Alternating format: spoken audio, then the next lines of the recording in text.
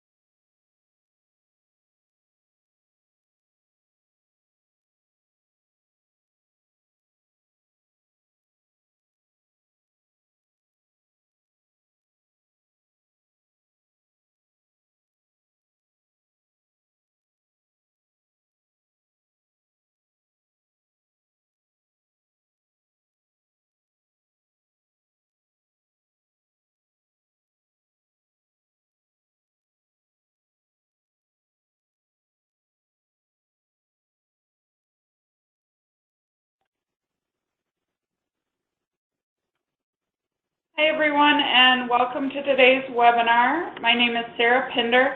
I'm the Engagement Director with Michigan Nonprofit Association.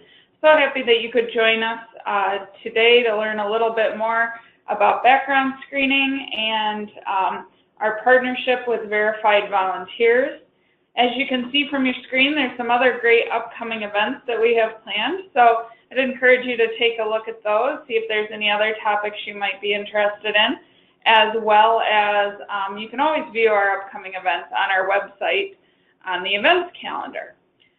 I do want to say a few things about the webinar today. If you have questions or comments, feel free to use the chat box and the question function. We'll likely hold the questions till the end of the webinar, but please feel free to put a question in there whenever it strikes you. So without further ado, we're going to jump right in.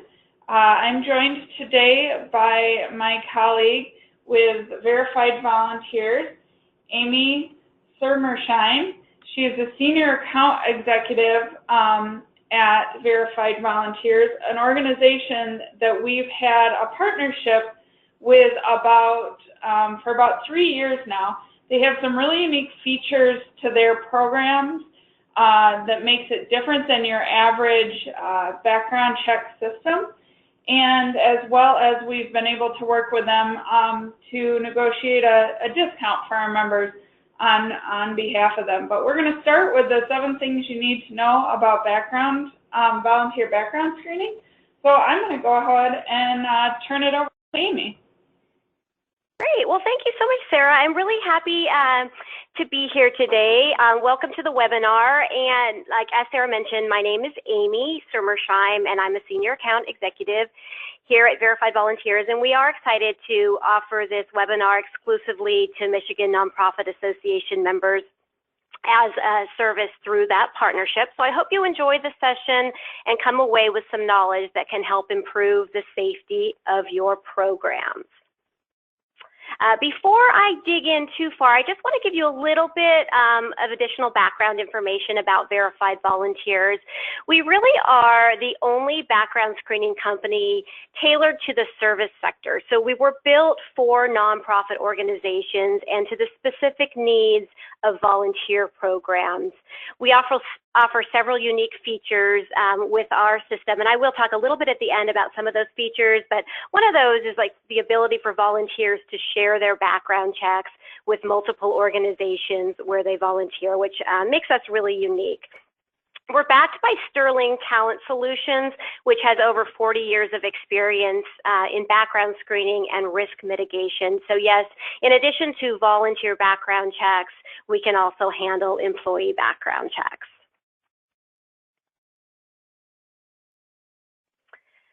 So here we just have some different headlines, which I'm sure all of you have seen these disturbing headlines from time to time, and it's no fun to talk about, but it is the reason that we need to pay such close attention to safety in our organization. So it's for the safety of our clients, the safety of our employees, and of course the safety of our volunteers as well.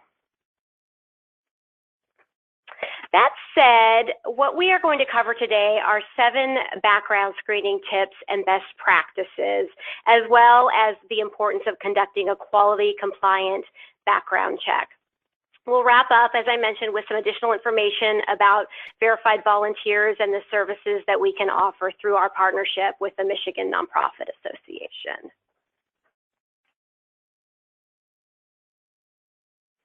All right, so let's dig right in to our 7 tips for today.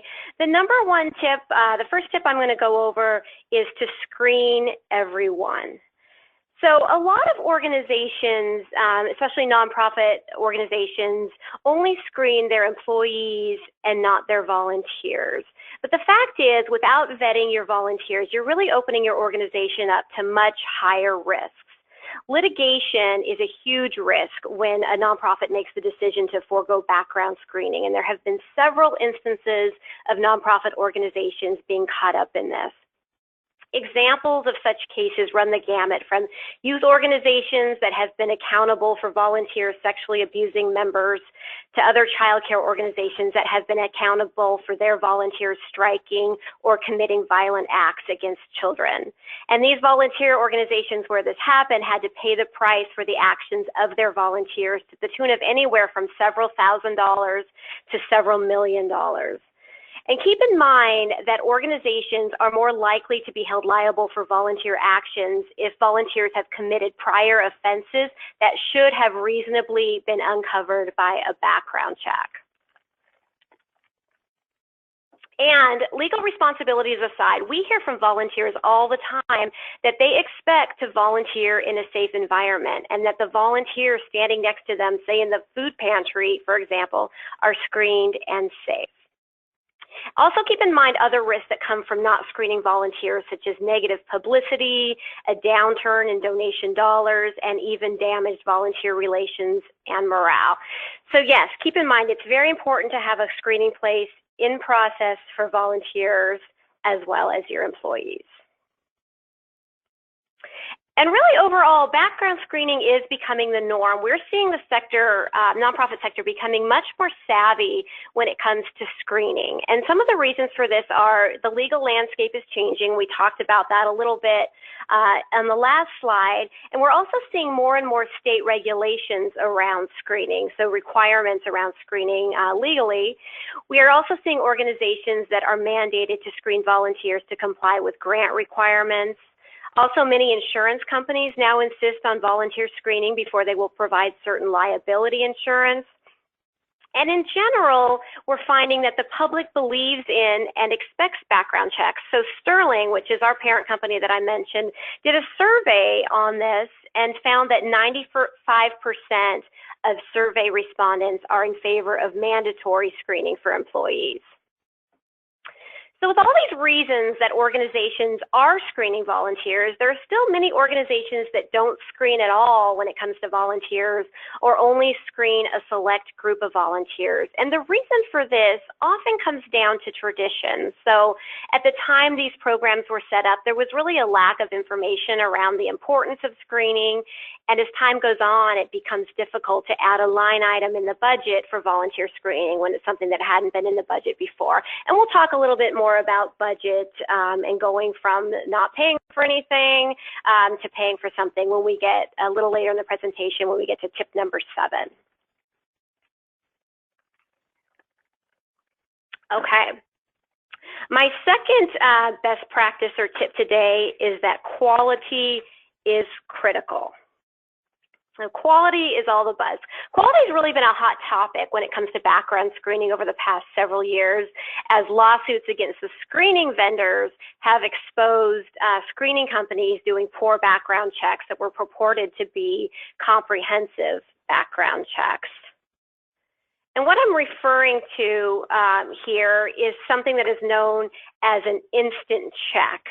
And what instant checks are is a screening company is querying a database rather than going to the source for real-time information. So to kind of help you better understand this, it's helpful to understand the way criminal records are stored in the United States. So unfortunately, there is not one place where somebody can go and query someone's criminal history and find it all from one search, if you will. So criminal records, for the most part, are stored at the county courthouse level. So that's where you can go to find real-time information on somebody's criminal history. Now, some states do roll that all the way up to the state level and give you access to the entire state of real-time information, but there's not something where you can find a crime that had been committed by somebody anywhere that they committed it. So the best thing to do for starters when you want to do a quality background check is to start where they live. So we're talking over on the right here on the screen is the real-time data. So the best place is to go to that courthouse where the person lives. This is going to be real-time. You're not going to be querying a database that's going to have incomplete information, old information. It's really the only way to find accurate information on someone's criminal history. Okay. My third tip for you here is to conduct multiple searches. So adding another layer to what we just talked about, it is important to look in multiple places when conducting a background check, because as I mentioned, there is not just one place where you can look and find comprehensive, up-to-date criminal information. So that's what makes it so important to go to the source. And we always recommend going to starting with where the person lives and going to the courthouse where the actual person lives. So 80% of crimes happen close to home. To do an even better search, you should go back to where they've lived, to the actual courthouses, and pull criminal records for everywhere they've lived for the past 7 years. It's also a best practice to look at alias and maiden name when you're doing those searches, both where they live currently and where they have lived in the past year. So any name they may have used, if they had changed their name, alias or maiden name, include that in the searches at that courthouse level. Another really important component of a thorough background check is the registered sex offender search. Now, in the United States, there are different types of sex offender searches that you can do. Unlike criminal record searches, where there is not just one location you can go to find real-time information on someone's criminal history, fortunately there is for your sex offender search, and a lot of you have probably heard of it and are probably using it. It's called the National Sex Offender Public Website, and it is maintained by the Department of Justice. So that is the only real-time source of information. It's for 49 states. All 50 states report into it. For some reason, Nevada does not report out of it. So you get information in real time for all 49 states. Now, it's really, really important to make sure that that is the one that you are including when you are doing a sex offender search with your background check, whether you're doing it yourself or having your provider do it. It actually is a free search, so you could do that yourself. If there's a lot of volume, it makes it difficult. Most background screening companies actually don't include that as part of their basic package when they do a background check, because even though it's free, it is tedious because you have to go in one by one and prove you're not a robot, put in that code. So if you wanted to do it yourself, you can do it yourself. You'll also want to check alias and maiden name, which can be a little more difficult when you're doing it yourself. But if you're using a screening company, make sure that's what they're doing. The alternative that most screening companies tend to use is a database search. So your database search, again, is like the criminal database, and it's actually usually combined into that criminal database, national criminal database, where people are doing those instant searches we talked about. And so you're going to have the same problems as you have with that. Is you're going to have a time lag. It's going to have out of date and incomplete information. So just make sure that it's the NSOPW you're looking at. It's kind of an interesting story. When I first started working at Verified Volunteers, the very first customer that I brought on board was a church, and they had done background checks on all their volunteers. One of their volunteers happened to be on their board of directors and was later promoted to president of board of directors. They'd run a background check on him, hadn't found anything, and then heard later on, just through the grapevine, that he was a registered sex offender. So that background check that they did, that was just the database search, didn't find that. So that's kind of an example of the importance of doing a thorough sex offender search at the source. You do not want to be caught in that situation.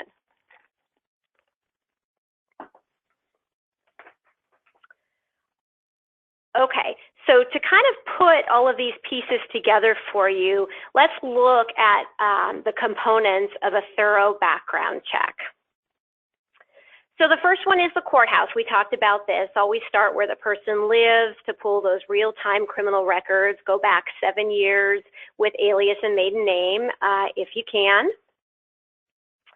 And then you're going to layer that with the nationwide search. So I did mention this nationwide a few times, and the nationwide, I don't want to make you feel like it's all bad. The nationwide search that's a database search. It is necessary for screening companies to help find crimes outside of where people live or have lived. So maybe somebody got in trouble on vacation or on a business trip. That's how we can find those crimes.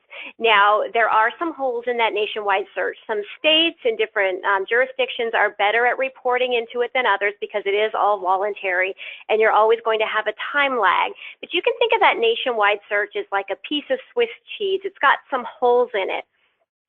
Now, one thing that some providers can do and that we can do is augment that nationwide search with a secondary nationwide search. So at Verified Volunteers, we have another search called Locator Select.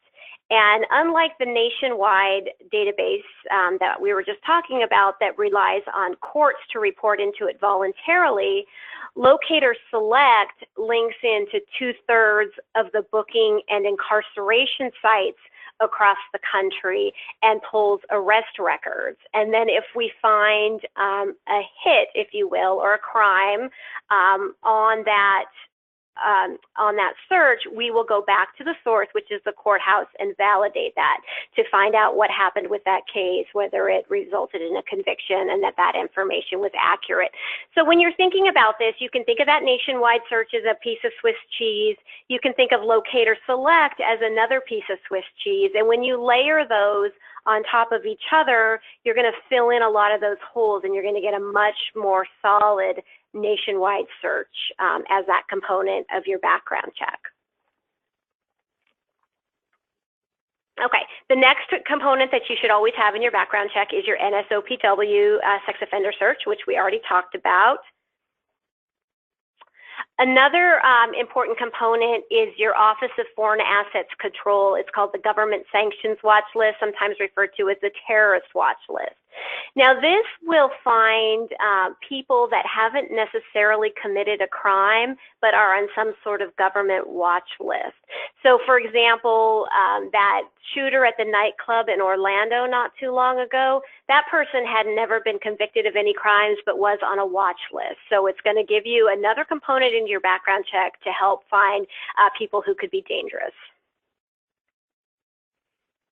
And then the last one I have on here are the motor vehicle records. This is usually something that you would add on to a background check as needed. It's not a standard component of every background check because you're not always having, especially your volunteers, have to drive as part of their volunteer work, but it is something that if you are going to do that, that would be important to add to a background check.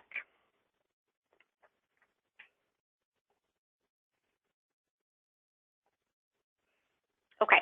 Moving on to our fourth tip today, we're going to talk a little bit about fingerprinting and perception versus reality with fingerprinting. So really the takeaway here is to not over-rely on fingerprinting.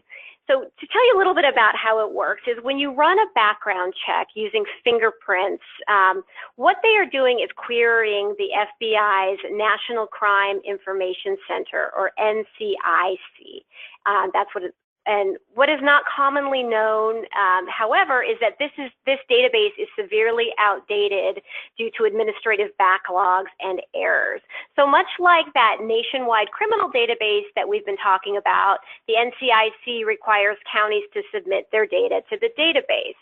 And unfortunately, counties do not do this on a regular basis. And like the National Criminal Database, there are many holes in the data. So you've got holes in the data, you've got time lag. There have actually been multiple third-party reviews of the NCIC data, and all have determined the same thing, which is that 50% of the data that should be in the NCIC is missing. And part of this is because the data is largely arrest data. So fingerprints will be taken and submitted at the time of arrest, and then counties are not following up and reporting the final disposition information to the database once that case has been finalized. And this information is what is generally a final decision is made on. So that's a lot of the information that's missing out of the NCIC. So fingerprints, well, they used to be the gold standard. They just aren't the gold standard anymore, especially since a much more thorough name-based search can be done at a much lower price. What we've really found is that organizations nowadays really only conduct fingerprint checks if they are required to do so via some government regulation or requirements from a funder.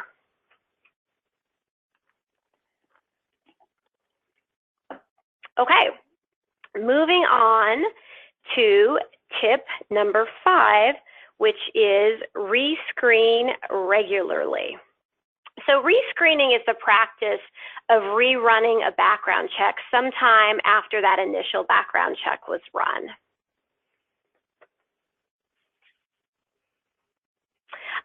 So the fact is that even if a volunteer clears a background check the first time, that doesn't mean that they're going to have a clean record forever. So things can happen after somebody first starts volunteering with you. So organizations really should have a policy for rescreening their volunteers. And different organizations tend to have different policies around this. So some will base the frequency of the background check on that position of that volunteer. So those working with vulnerable populations, or maybe they're working with financial assets, might get their rescreen done more often than someone who is not in one of those positions. But then other organizations, it's strictly time-based. They do a rescreen, they do an annual recheck of the background every single year or every 2 years or whatever, but it's uniform for every volunteer, regardless of what their position is.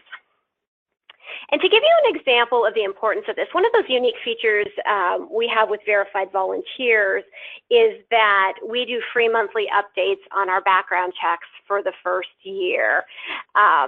So that gives you ongoing monitoring to see if something has happened after the volunteer has started working with you.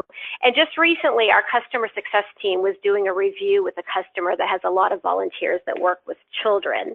And as they were reviewing their background checks, they found a hit on one of the monthly updates that we did, which showed that one of their current volunteers had recently been charged with endangering the welfare of children. So that was a big eye-opening experience for them, and just kind of, hits home the importance of doing a rescreening, and that background checks should never just be a one and done thing. Just because they were clear when they started volunteering with you does not mean that they are going to have a clean record forever.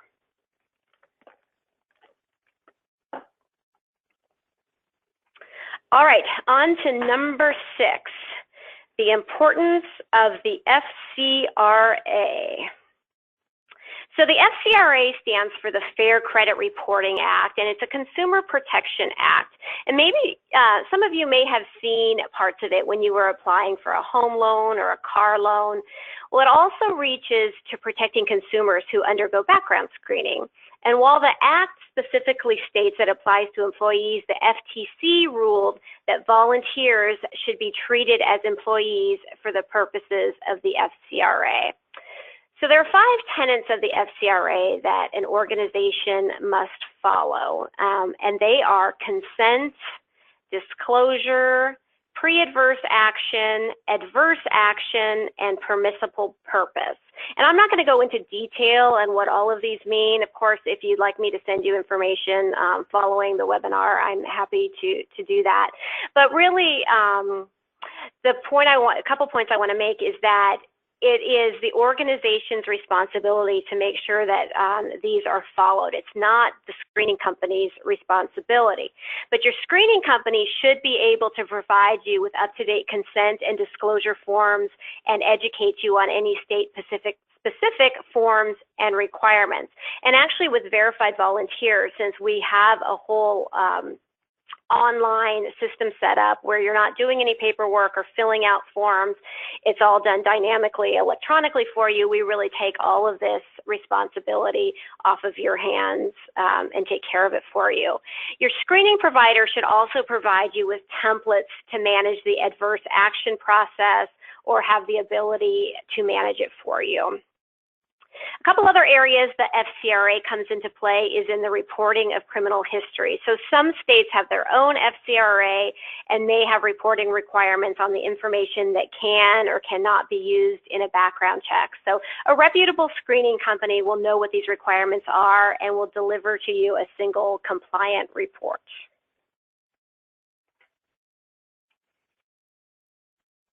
All right. And moving on to our last tip of the day, number 7, best ways to help your bottom line. So some organizations do skip screening altogether or accept those low quality, instant, cheap checks because of budget. But this really can cost you more in the long run. So screening saves your organization in terms of insurance premiums, fraud, theft, and more. So one of the things to think about that you may or may not have considered in the past in terms of budget, if this is something that you're not paying anything for right now, or maybe you're just doing iChat and you're realizing that you're missing the rest of the country, and you're considering implementing a stronger screening program, if you think volunteers are not willing to contribute to the cost of their own background check, which can help you tremendously with your budget, you might really want to reconsider that. So, they're volunteering for you, with you for a reason. They care about your organization. They have passion for your organization. And this is just another way for them to offer to help you. One of the features that we offer with verified volunteers is that the system can be configured so that the volunteer pays for their own background check. And about 60% of our customers set up their accounts this way to have the volunteer pay when they go online and order their background check. They check out, they just use a credit card and cover the cost of the check. There's also an option to configure accounts so that the volunteer pays for a portion of the background check, and then our customers can decide how much that portion will be, whether they want to split it 50-50, 70-30, however they want to do that. And then a final system configuration option is for the organization to pay for the background check, but for the system to ask the volunteer for an optional contribution when they are ordering their background check. And we find that by turning on this feature alone, organizations save an average of 30% off their budgets. So in general, when it comes to volunteer pay, organizations also tell us that they see a higher level of commitment from volunteers who pay for their own background check, meaning they're more likely to show up and do the volunteer work that they committed to do if they have some skin in the game. So they paid for their whole background check or a portion of it. They've got something invested there that we hear all the time, that they show up much more often when that is the case. And then one final thought on this topic is that another option would be to consider having volunteers pay for their own background checks the first year when they first come to volunteer with you. And if they stick around and it's time to do the rescreen in the second year or the third year, whatever your policy is, that the organization would then pay for that rescreen for them, sort of as a reward for longevity and they've proved themselves and all of that. So just some food for thought there.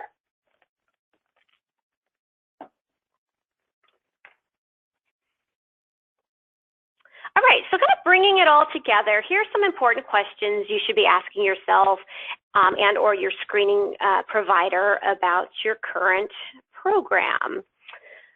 One is, what is actually searched in my background check? Two, is the primary source, which we've been talking about, which is the courthouse, actually being checked? Three, what jurisdictions does your database cover in my region, specifically my county and state? So if you're not checking at the source and you are relying on a database, the screening provider will be able to tell you exactly what is in your area, whether there's anything in there, and if there is anything, what that is. Why do my results come back so quickly? So this kind of refers back to the instant search. If it comes back immediately, then chances are, well, almost positively it is that they're pinging a database. So if they're going to go to the source, it is going to take at least several hours. You know, our average is around 16 hours. You can just think of it in at least 1 to 2 days. Is my sex offender search the NSOPW search, which is the gold standard, or is it a database? And are my results FCRA compliant? All right, and finally, to wrap it all up, here's some key takeaways from what we have covered this afternoon. Number one, screen everyone and rescreen annually if you can fit that into your budget. Know what you're getting and don't be afraid to ask key questions. Remember that rules and regulations in background screening are constantly changing. So outsourcing or using an outside provider like Verified Volunteers helps monitor and track to ensure compliance under FCRA guidelines. Cutting corners will not necessarily save you money. Those cheap checks in the long run could end up costing you a lot more.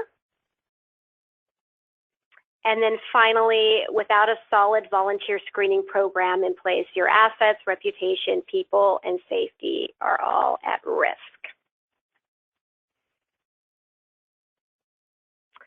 All right. Before we get to the Q&A, I just want to take a couple minutes to share with you some of the highlights of the Verified Volunteers program and what we can offer to you through our partnership with the Michigan Nonprofit Association. Obviously, we do quality and accurate screening, or I wouldn't have just spent the last 30 minutes going through information about the importance of quality, accurate screening. We have competitive pricing. Since we work only with nonprofits, we already have really competitive pricing, but with the partnership with the Michigan Nonprofit Association, you get a discount even off of that. And we do those free national updates, which I had mentioned, so you get 12 background checks for the price of one. We don't charge each month when we do your update for you. Speed, I think I just mentioned our average turnaround time currently is about 16 hours, so we get those results to you quickly. We have the simple self-service ordering process. So when you have a volunteer that needs a background check, all you have to do, and it works the same with employees, all you have to do is put in their name and email address, and the system will send them an email with a link. They follow that link, go online, order their own background check. It's really simple. It takes them less than 5 minutes. It also includes a free management software. So there's an administrator dashboard where you can initiate background checks, you can review background checks, you can see when people need to renew. All of that is just part of the system that you don't need to pay for on an ongoing basis or anything like that. We have a dedicated customer service advocate team that our customers love, as evidenced by our 99.7% client retention rate. We have customized payment options for savings. I touched on this a little bit earlier, how there are options to require the volunteer to pay for the background check, to split it, or to just allow for contributions. We are secure and FCRA compliant. And we're building a volunteer community. So one of the unique things about Verified Volunteers is we're really trying to build communities of vetted volunteers, because we heard from volunteers when we were first starting this organization that they tend to get frustrated with having to get their background check run over and over again when they volunteer with different places. So we have developed a program where they can share their background checks with multiple places, and a lot of volunteers use our system to search for other places that they might want to volunteer. They'll know that they use Verified Volunteers so that they'll accept that background check, and then they can just share them securely online, which saves the volunteer money if they had paid for that background check, or saves organizations money if they paid for that background check. And then if an organization pays for one of these background checks and then it gets shared elsewhere, they actually get a rebate for that because they were the one that paid for it. Integration, we integrate with a lot of different volunteer management systems. Technology, we are known for cutting edge technology. We have this smart builder technology. So when a volunteer is ordering a background check, as they're going through the process of ordering, in the background, the system is calculating which different places that we need to pull criminal records if we're looking in different states. And sometimes different states will have different consent forms that are required. So the system will dynamically pull the correct consent forms for that particular background check while it is in process, while that order is in process. And that takes liability, again, off the shoulders of the organization. Another example is our Locator Select. So that's a proprietary software, that extra national search that we can do for you. Another nice feature is that I had mentioned that we also do employee screening, and we honor that same discounted pricing for employee background checks as we do for volunteers, if you are interested in doing both with us. And then finally, we are an accredited member of the National Association of Professional Background Screeners, and less than 10% of screening companies are accredited, so we are really proud of that. All right, and that brings us to the Q&A. If anybody had any questions that they put in the chat box, I will turn it back over to Sarah, and she can read those questions out to me. Yeah, thank you so much. That was great, Amy. I definitely learned a few new things. I think one of the things you mentioned on your last screen about building the community of screened volunteers is such a unique aspect to Verified Volunteers, giving volunteers a little bit more control over their background check and who they can share that with, and the various organizations that they work with. Yeah. So we do have I know you answered some questions that people had throughout the webinar. It was very informative. Do have a question. If you can specifically touch on any specifics in Michigan, for example, the central registry screening, and maybe what type of organizations are mandated to do the central registry screening. It's a question from Elizabeth. Yeah, unfortunately, that is like anything that comes into legal advice, I cannot get into, unfortunately, and those kind of requirements in terms of, you know, telling an organization what they are required by licensing or government to do. Okay. And so that would be suggesting that you follow up with legal support. There is an organization that M&A is familiar with and partners with quite often in the Metro Detroit area called Michigan Community Resources, and they do offer pro bono legal support for nonprofits. So that would be maybe a good place to start. We also do have a listing of business members on our website, which you can search by category, so you can certainly look there for attorneys or other business type members that that specifically work with nonprofits. They are listed there. So there's a couple other options that you might be able to follow through with. Good. So we're happy to take other questions. It looks like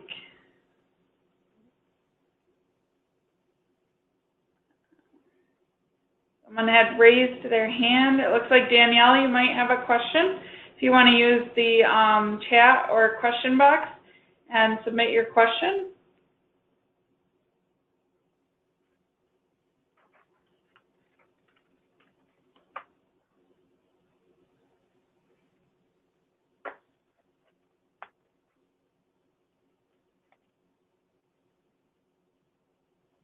Looks like maybe you raised your hand accidentally. Oh. That's all right too. Amy, can you touch real briefly on verified volunteers and the history of the company and maybe how long you guys have been doing this, and give a little. Yeah, so we've been, so our division, we're part of Sterling Talent Solutions, which has been around for over 40 years, and so we are a division of theirs. And we've been at this for about 4 years, and it all started with a bunch of focus groups that we did with like over 300 nonprofit organizations when we were just kind of seeing a sort of a gap in the industry and some frustrations around nonprofits using screening companies that were more designed for employee screening, using them for volunteers, and how all the language was focused on employees, or you'd be called a candidate. You know, so if you're applying for a job, you're called a candidate, and you know, some of those things that were just not working for nonprofits. So that's kind of how this came to be. You know, doing all these focus groups just to really figure out what the needs of the nonprofit industry are, and so that's how we came up with a lot of what we do with that self-service platform, that all the language on there is custom to volunteers. It allows them to create a profile if they'd like to, so that when they share their background check with another nonprofit, you know, they can read a little bit about them as well. It's how we came up with the volunteer pay and contribution options and the monthly updates and things like that. Great, thank you for that. Yeah. One other thing I'd like to mention is that I have my contact information out here. So if you do have any other questions that are maybe more in depth, or you just don't feel comfortable asking them in front of the group, you can feel free to contact me directly later if you'd like to. Sure, and we do have a follow-up question, and this may fall under the lines of something to follow up with via email, knowing that you can't speak to legal requirements, but if an organization is not legally mandated to do the central registry screening, would screening for child abuse be covered in one of the other layers of recommended screening?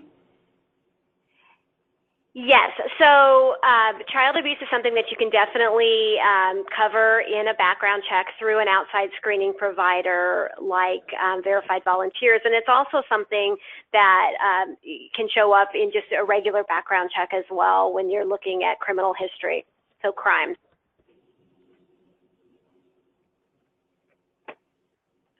Great.